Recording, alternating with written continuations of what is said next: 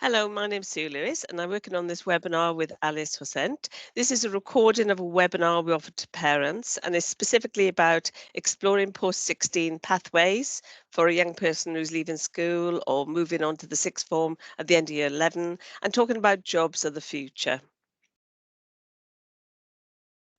So what we're going to cover in this webinar is I'll talk a little bit about the careers landscape, and Alice will talk about jobs of the future, including the jobs that are going to grow, especially in the green job sector in the West of England area. Where to go on CareerPal for all the information. There's a one-stop website where you can get everything to do with careers, and we're going to show you how to use that to find information about careers and jobs and the different pathways into them. We'll also talk about the different post-16 pathways in some detail, showing you information about apprenticeships, A-levels, T-levels, and other level 3 qualifications. So I'm going to pass across now to Alice. Thank you. So today we're going to start by thinking about how jobs landscape has changed from how it used to be in the past to how things are really going to develop in the future. So in the past, we were very much working towards one career. So we talked quite a lot about having that career for life and very much taking the steps towards that sort of one linear path. In the future, we need to be really preparing students for much more of a squiggly career. So they may have several jobs in their lifetime. The careers landscape is changing rapidly with the decline of certain jobs and the growth and development of new jobs, perhaps some that we don't even know what they are yet. So we need to make sure that our young people are equipped to adapt and really thrive in this changing careers landscape. So when we're thinking about where the jobs are going to be in the future, we do know about a few sectors where there are certain to be a predicted growth in those areas over the coming years. So the first is the medical, health, science and care sector, where there's certainly going to be a lot more job opportunities growing over the years. Within digital, data and IT, particularly with the emergence of AI. Within the engineering and construction sectors. And then finally, within the green job sector.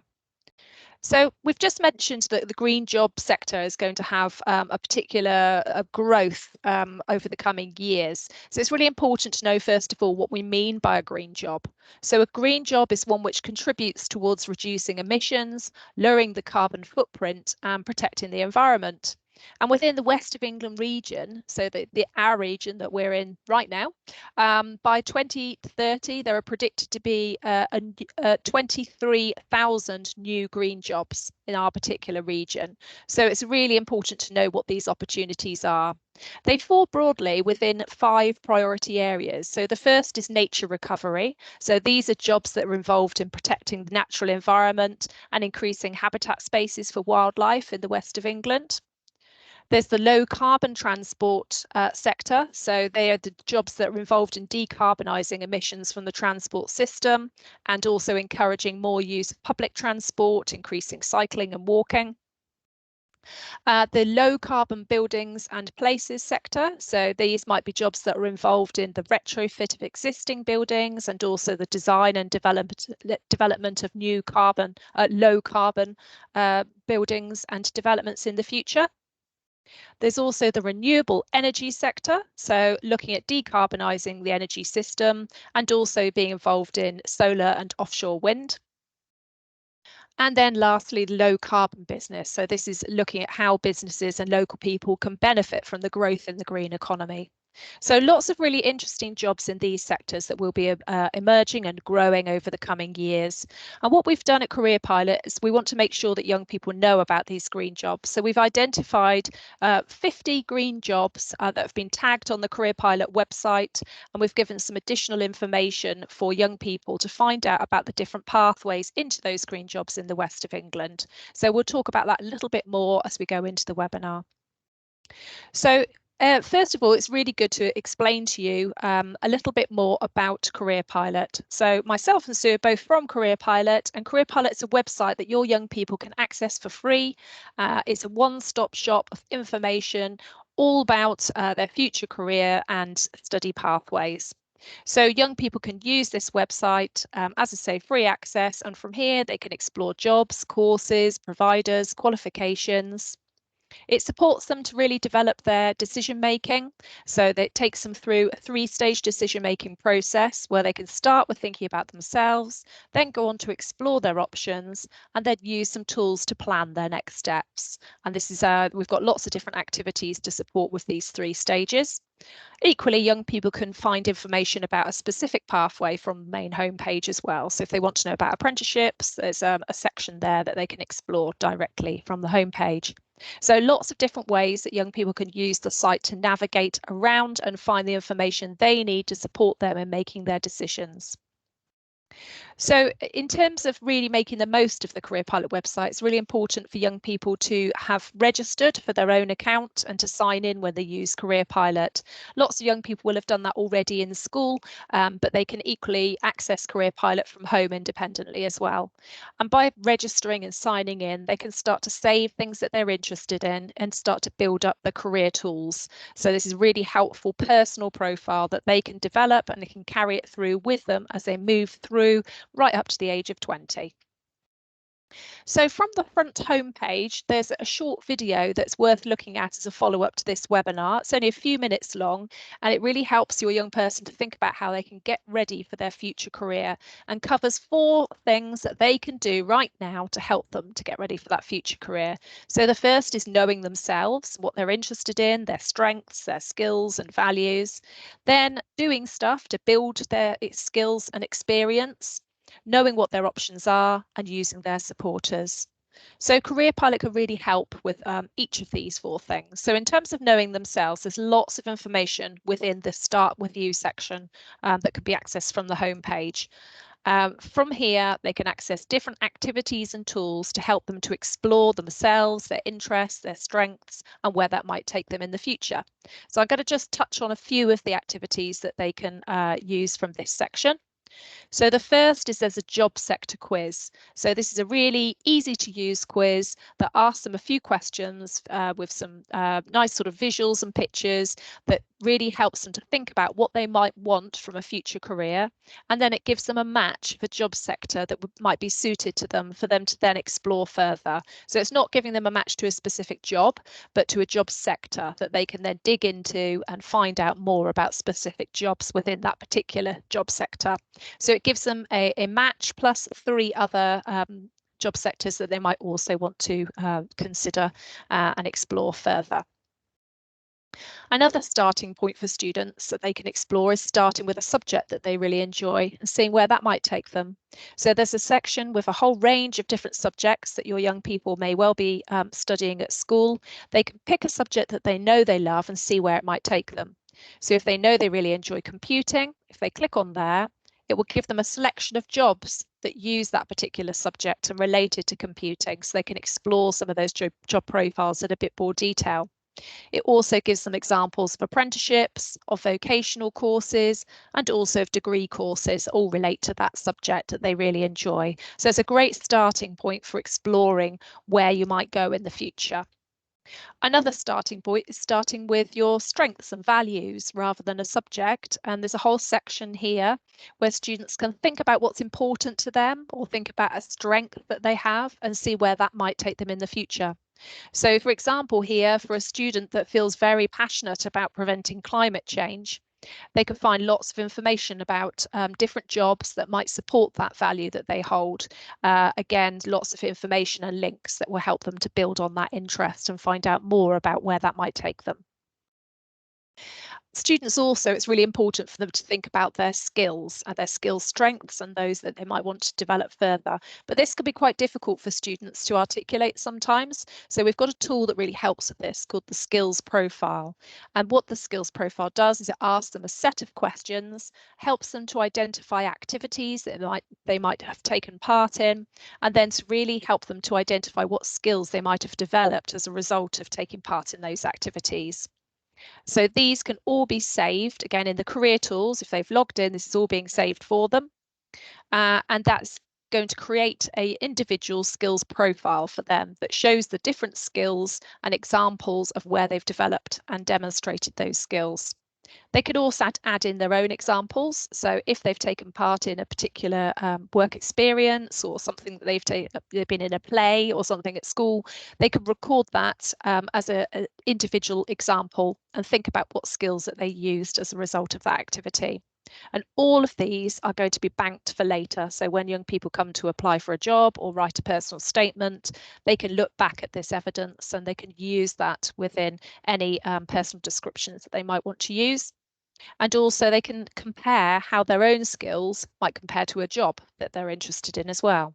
So if they know they want to go into nursing, for example, they can have a look and see what are the skills that would be useful and relevant to nursing, and then look at their own skills profile and think about skills they might want to develop further or some that they can talk very confidently when they come to apply.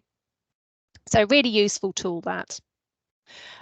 The second thing that we said that is really important for young people to do to help them to get career ready is to do stuff. And what we mean by this is obviously they're really busy at the moment with studying for GCSEs or in some cases some BTECs. But it's really important that young people have the opportunity to do stuff outside of school as well to build their experience and skills. So that might be taking part in work experience, in volunteering. They might be doing some online courses off their own back. They might just have some hobbies, sports, activities that they take part in. The important message here is don't drop them, because it's really easy to drop some of these activities when you've got lots of schoolwork on. But not only is it really good for you to have some activities outside of school, but it also is really great for your CV, for you to be able to talk about your skills and those that you've developed outside of school. So the third thing to really make sure that young people have is all of the information they need about their options. So knowing their options. And this again, they can find lots of information on Career Pilot from the Explore Your Options section. So they can find lots of information about the choices that they are choosing at particular stages. So here we're looking at age 16 plus. So you can see there's lots of information about the different potential pathways that young people can choose from at this stage. So what really helps with thinking about making a choice about the next step is thinking about those jobs and the pathways into them that might be helpful for them to consider when making a decision. So we've got a whole section on Career Pilot where young people can explore jobs and the pathways into them. So if they know there's a particular job they want to look at, they can easily search for it directly from the search tool here. Or they can look by job sector. They might have the job sector that was suggested by the jobs quiz that we mentioned, or they might know already of a job sector they're interested in. And there's also now the green jobs filter. So from here, young people can find all the different jobs that we've identified as being green jobs that are many of them are set to grow over the coming years, and there's lots of additional information on there which I'll show you shortly. So if they were to have a look at a particular job sector, so looking at the animal sector, for example, they could then dig in and find lots of different job profiles that are relevant to that particular job sector and find more information about that particular job. So if a young person wants to look at an animal care worker, for example, they can open up a profile here. They can see lots of information that's useful about that job. So what might they earn, the salary, whether that job is set to grow or not, what they might do as part of that job. So that's obviously really important for some of those jobs where you're not actually sure what you would do day to day to see whether it's actually of interest. Then there's lots of information there about the different routes into that job. So obviously that's really, really helpful. Specific to the West of England region, you'll be able to see the number of people that are currently working within that job by region here, and also have a look at job vacancies as well, just to have a feel really for who are the local employers and what they're looking for in terms of when they're advertising for those jobs. So looking at the green jobs specifically, as mentioned, we've identified 50 green jobs that currently have additional information that's been added to them. So these jobs have been tagged. Students can find them by clicking on the green jobs filter as shown previously. And you can see here that within the job profile, there's an additional bar that gives extra information on this particular job and how it fits within the green agenda within the West of England area.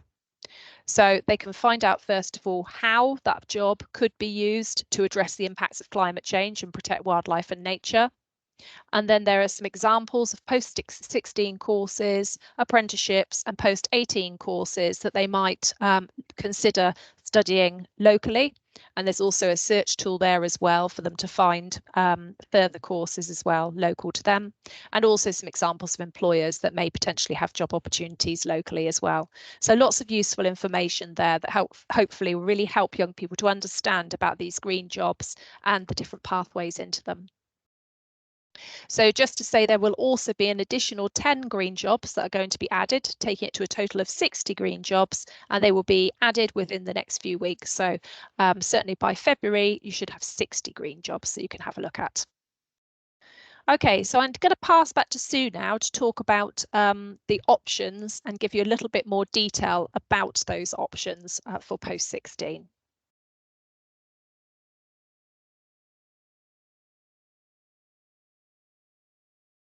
Sue, you're on mute. Okay, I'm just going to run you through some of the things your child needs to think about when they're considering their next step. So first of all, what they're good at. It's always good to do something that you feel you're going to succeed in. It's also useful to know what grades you're likely to get, particularly for maths and English.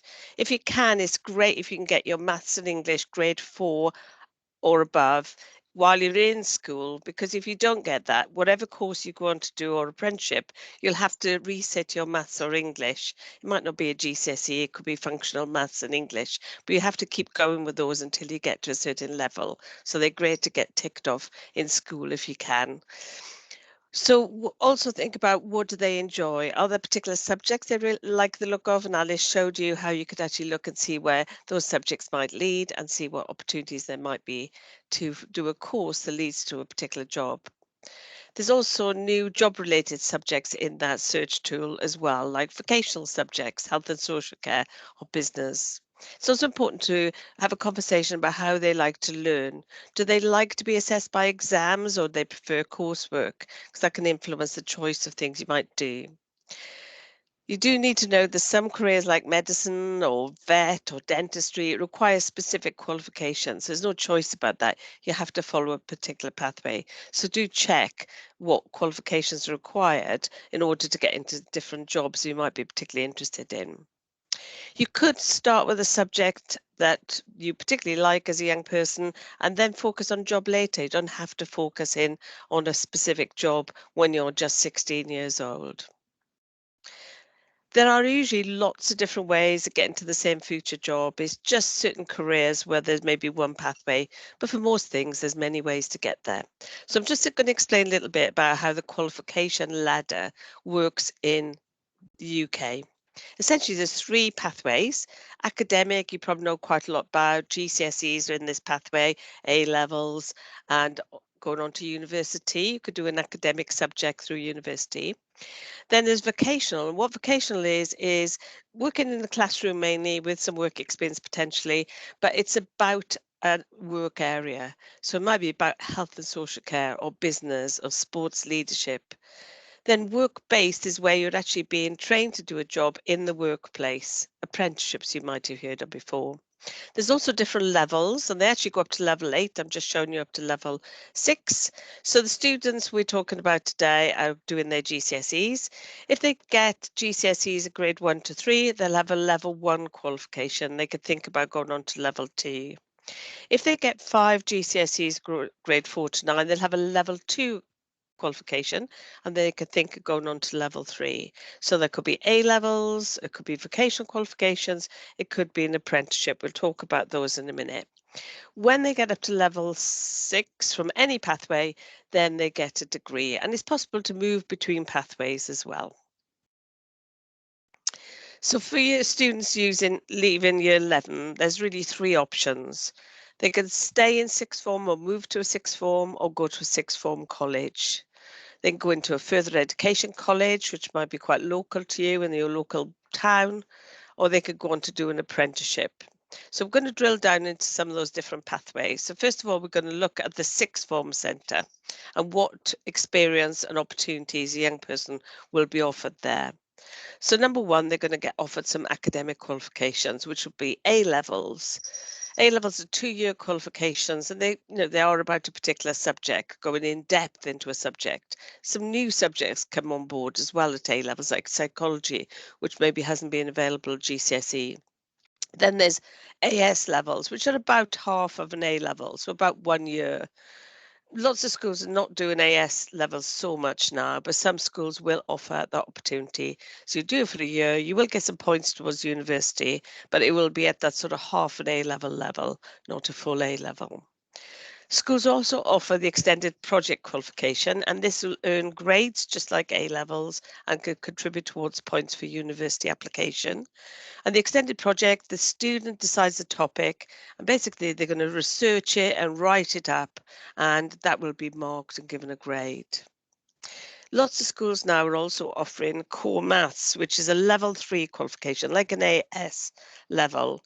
And although there's A levels in maths and further maths, lots of universities are really keen on core maths. Some students don't want to do the full maths A level, but if they do core maths, it can really help them if they're going on to subjects at university that require quite a lot of maths, like psychology, sociology, geography. You're often having to apply a lot of maths skills. So level 3 core maths is a really attractive qualification if you're thinking about going on to certain university courses. Now, some schools will also offer vocational qualifications, and they might be called things like BTEC, University Arts London, OCR, Cambridge Technicals. And what that is these are the awarding bodies that design and award that qualification. So within that, be lots of options. I mentioned health and social care and business and sports leadership, loads of other things as well. But what your school offer is personal to that individual school. So you do need to check out what the offer is. Also within the sixth form option, there'll be other extracurricular things on offer, like maybe Duke of Edinburgh or school council. So that's the kind of package that sort of you would get in the sixth form environment. So we'll go on now to talk a little bit about A levels in a bit more detail. You might know some of these things already. Usually you do 3 or 4 subjects. You might start with 4 and reduce to 3. And then again, as I mentioned, you could do the extended project qualification. That would give you additional points towards university.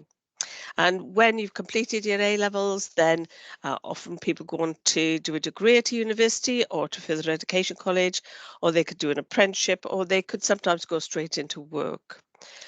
Usually, students will need a minimum of 5 GCSEs, grade 4 and above, to include English and maths in order to get onto an A-level programme. Sometimes some schools will allow you to resit your English and maths alongside your A-levels, but you have to talk to them directly about that. You might need higher grades in order to do specific subjects. Often if somebody does want to do the full maths A level, they might be required to have a grade 7 at GCSE. It just varies with different schools. Sometimes if you want to do psychology, you need a grade 5 in science at GCSE level, for example. So the vocational qualifications I've been talking about so far are called applied general qualifications. So they're applied to a job area. So all the work you'll do, your coursework will be applied to that general job area like health and social care. As we said, they're all called slightly different names depending on the awarding body. It is really important to know what the qualification is equivalent to in terms of A levels. So some can be equivalent to 1 or 2 or even 3 A levels. So it is worth checking that out before you start, because these two will give you points towards university later. So you need to know the value that you're going to get from doing that particular award. But you can do them in combination with A levels. Lots of people would do that, 2 A levels and 1 vocational qualification, or maybe a bigger vocational qualification and 1 A level. Ask your school what they offer and just be clear about what the value is of that in terms of, is it equivalent to 1 or 2 A levels? And from these vocational qualifications, you can go on to do apprenticeships, work, or use the points towards university as well. So we talked a bit about the school offer. And we're going to talk now about the college offer. So this is FE colleges. This is a shorthand. That means further education colleges. And they offer loads of courses to people of all ages, 16 plus. You might be going to a course there yourself as an adult. All sorts of people go to a further education college. If you're not sure where they are in Career Palette, there's a provider tool and you can put your postcode in and see which ones are near to you. And all the ones I'm showing there in the map of the green balloon are all further education colleges in the Southwest. If you clicked on any of those, you could find out information about that particular college. So what do they offer in the college? Well, they offer the applied general qualification that we've already seen they offer in schools. So same sort of thing. The work is geared towards a particular job area, health and social care business we mentioned before. But what the college will have is a bigger offer than you'll get within most schools. So there'll be a lot more different vocational areas the students can study towards. Colleges also offer practical technical qualifications. So this is where you're being trained to do a particular job. So as you can see in the picture, a hairdresser, for example, or a plumber or an electrician. A lot of those courses are offered through the further education colleges. And they also offer a new qualification called T levels, and that stands for technical levels. And these are qualifications designed with employers to train people to do a specific job that employers say they're short of. So it's very tied into the work situation, but the delivery happens within a college. I'll tell you more about them in a minute. Now, T levels come in at a level 3 qualification like A levels. There is also a pre-T level, which is like a preparation stage. So if your young person is interested in T levels, but they're not ready yet, or they haven't got the entry qualifications, they could do a pre-T level at the college, and that would get them ready for moving on to a T level. So just to explain a little bit more about T levels, so they will be delivered in the college, and there'll be different offers from different colleges about which ones they will be delivering. So you need to check that out. But the way it works is they spend about, can you just go back? 80% of the time in the classroom and about 20% time in the workplace. So there will be work placements, work experience to support that job that they're acquiring the skills to do. One thing to note is that the apprenticeship is almost the opposite. An apprenticeship is 20% of time in the classroom and 80% of time in the workplace. So you can see that those options might suit different types of students. So T levels, as I said, are created by business through employers. They're training you to do a specific job. So it's really important to know that there's a job you're really interested in. They are equivalent to 3A levels and will take 2 years to complete. So they're quite meaty. So it's really important the students have the pre-skills and qualifications to be able to do them, which is why there's the pre-T level option as well. So you'll do up to 60 days of work experience. There'll be exams, coursework, practical assessment, and there's a grading system, which is, as you can see, pass, merit, distinction, distinction plus, and they will carry points towards university, which are called UCAS points. UCAS is how you apply, and they will often say, how many points have you got? And then there'll be certain courses that will accept that level of points. So you can get points from T levels, just like vocational qualifications and A levels. So from a T level, a lot of people go on to apprenticeships because they've got the work skills and then go to a higher level apprenticeship. They might go straight into work, or as I said, they could go on to university as well. T levels are currently available in all these different sectors. And in these sectors, like think of digital, within that, there'll be a whole load of jobs that are available as T levels. So you do need to check and see what your local college specifically offers. And these are some of the newer ones that are coming on board, and you can see this projection beyond 2024 to have marketing and catering. But again, you have to check within the local institution because they might have a different offer or might not offer all of these specific things. So the transition program, which is this pre-T level, that is a 1-year full-time program, and that will help young people to develop their work readiness, their academic skills, get their English and maths up to a level 2, mainly taught in the classroom, but there will be some workshop activity as well. and they will lead straight on to T levels. So we've talked about sixth form, we've talked about colleges, we're going to talk now about apprenticeships, which is that work-based pathway where you're getting trained to do a job, but in the workplace. So you'll mostly be in the workplace. They're available from level 2, actually right up to level 7. I'm just showing you up to level 6 here. Good thing about these is because you're employed by a company, you will get paid. It might be a minimum of £5.28 per hour, but some employers will pay more than that. They top this up a bit. So you can learn by doing that job. So you'll be working with the people who do that job and they'll be showing you how to do it. And then you'll have to prove that you can do it to pass the qualification. But you do need to find ones, like looking for a job, you have to find a vacancy. On Career Palette, we have an apprenticeship vacancy search, so you can see what's available. Even if you're not looking, it's always quite nice to look, see what's, if you're not looking right now, you can always see what is available. Usually gives you a feel. There's also other ways to look for an apprenticeship, and on Career Palette, we show you what those are. Do bear in mind you sometimes have to start on a lower level with an apprenticeship because it's training you to do a job. So they do expect you to have certain skills that relate to that job. So you might come up with brilliant A levels, but you might not be able to go straight onto a higher degree apprenticeship until you've developed that technical knowledge for that job area. So you might have to go sideways to an advanced apprenticeship and then move up to a higher apprenticeship. But this can be a good way to get a degree through working, and obviously then you don't get the student debt either. So the qualification ladder, we've shown it to you in one format. It is also on Career Palette, just for you to know it's there. And you can actually, a student can put in what they're doing currently, what they think they want to do in the future.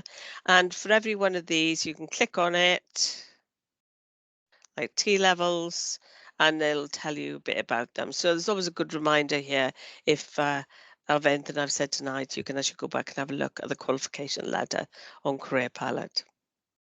So in terms of the video, there were 4 things we talked about. We just come to the last of those now. Is using your supporters, and of course that's all of us, all of the parents and teachers, careers advisors. You know, schools might have a careers advisor who can do one-to-one support with you, young person.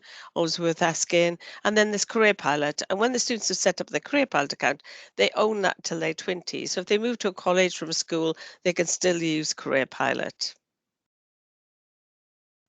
So just to sum up at the end, things to think about when choosing post-16 options. Do bear in mind free full-time education only lasts until 19 years of age. So that's why it is important to really consider your next step. You might not get it right all the time, but if you can actually make the next step decision, having considered whether it is really for you and you've been and looked at it and explored it, then maybe you're going to make best use of that free education. So it is always good to discuss with your child what they enjoy, what they're good at, and try to match that to what they might want to do. Don't feel too worried that they have to have a specific job in mind when they're only 16. They just need to be on a good pathway to give them the things they want in the future, which might be a set of skills or a set of experiences that are going to help them move on later. Speak to current teachers. They often know the students quite well, know about their abilities and what the options are locally. Go to open evenings, the colleges, the sixth forms, and some apprenticeship providers often offer open evenings. So go along and have a look. That often gives you a sense that this is the sort of place you'd like to study in. We always say have a plan A, but also have a plan B. And if you can feel as good about your plan B as your plan A, then when you get your results, you'll know exactly what you're going to do and you won't feel too bad about it. So do really explore, the alternatives and have decided which of those are going to best suit you. And if you kind of a plan C, that's even better. Do have a look at where the courses are going to lead to. Don't be afraid to ask a question. If my child comes on this course, where's it going to take them? What's the next step?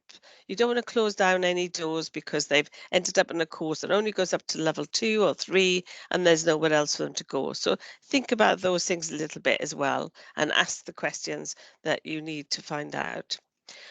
As parents, we're always trying to help our children to become independent, resilient, and prepared for change. And that's really preparing them for life. And we've probably had to cope with quite a lot of change ourselves in our own lives. So this is a really useful life skills. So if you're a parent, hopefully you see that Career Pals has lots to offer you. You can use it with your young person. They can, if they haven't signed in through school, you can ask them that question. Have they set up an account? If they haven't, you can set that up with them and get them to put themselves in their school, and then they'll have full access to it. You don't have to have the permission of the school in order to use Career Pilot. What else we have on Career Pilot for you as parents is the Parents Zone. So this is where you can go to find out answers to questions you might be particularly interested in. So you could click on choices 16, for example, and there'll be a set of questions there and some of the things we talked about today. But if you want to drill down more, there's lots of answers there that hopefully will help you to be able to support your child. Now, if you feel inspired from the webinar to get back into learning yourself or have a change of career, then we do have Live Pilot. And there's different starting points. Some people are starting with few qualifications, or some people just want a career change, or they're getting back into a career after childcare. So there's lots of different ways you can start the journey through Live Pilot, and that's completely free as well. And it has got the career tools just like on Career Pilot, so you can set up your own account and then access all the things that we've talked about that are similar to Career Pilot. One thing we do have in Life Pilot is routes into growth job areas, and one of which is the green jobs area. So this is important for adults as young people to know where the jobs are going to be, and we try to put that information to the Life Pilot for you. So that is life-pilot.co.uk. So thank you so much for watching today's webinar. We have sent you a little survey about how useful it's been to you. So we'd love to know your answers. It's only a 3-minute survey. So thanks if you get a chance to complete that, and thank you for listening.